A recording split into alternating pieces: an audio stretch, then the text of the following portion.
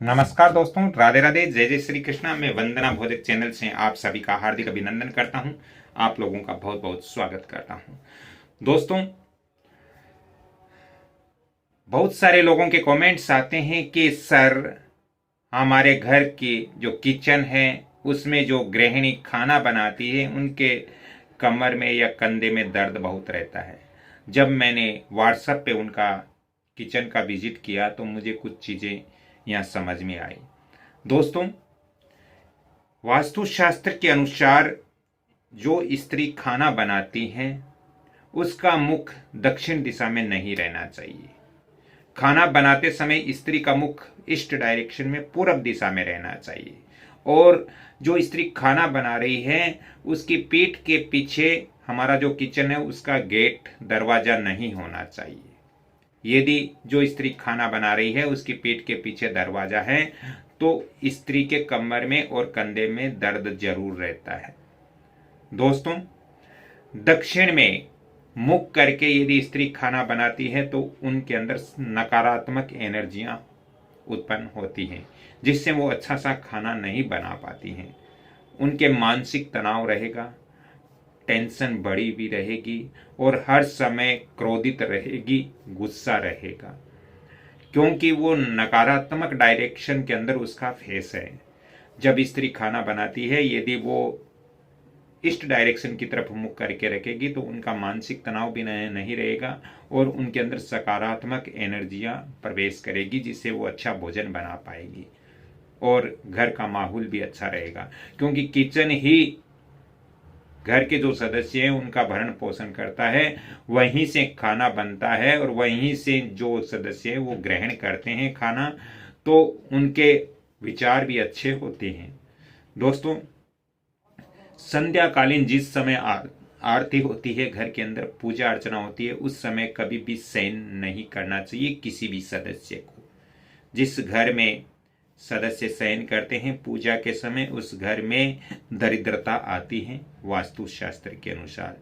दोस्तों, इसके अलावा किचन के अंदर जल और जो स्टोव है या गैस है या चूल्हा है वो बिल्कुल पास पास में नहीं होना चाहिए और दोनों एक ही डायरेक्शन के अंदर कभी भी नहीं होना चाहिए।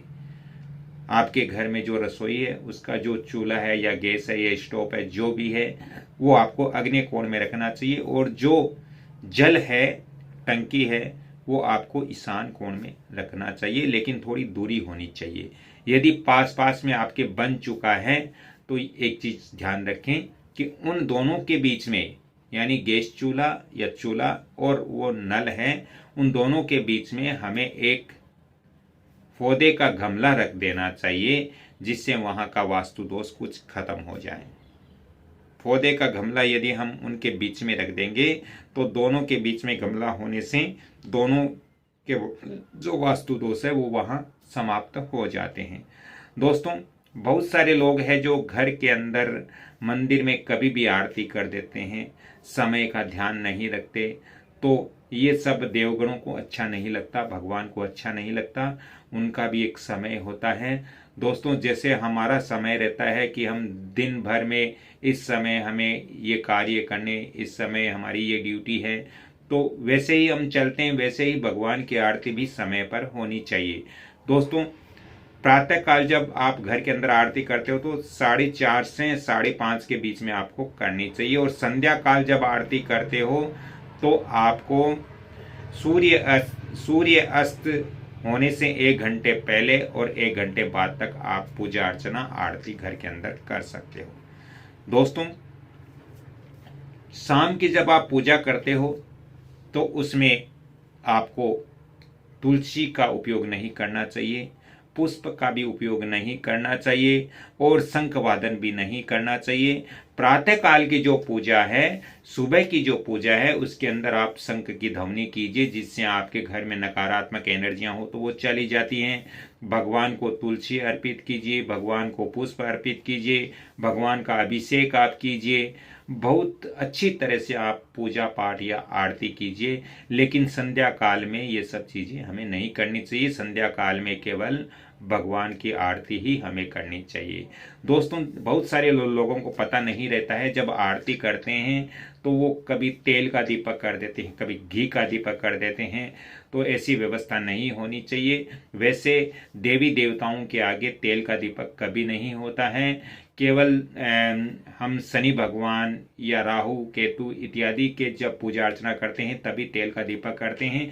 तेल का दीपक करते हैं तो हमें यह ध्यान रखना चाहिए कि तेल के दीपक में जो बाती होती हैं वो मोली की होनी चाहिए, रुई की बाती कभी भी नहीं होनी चाहिए।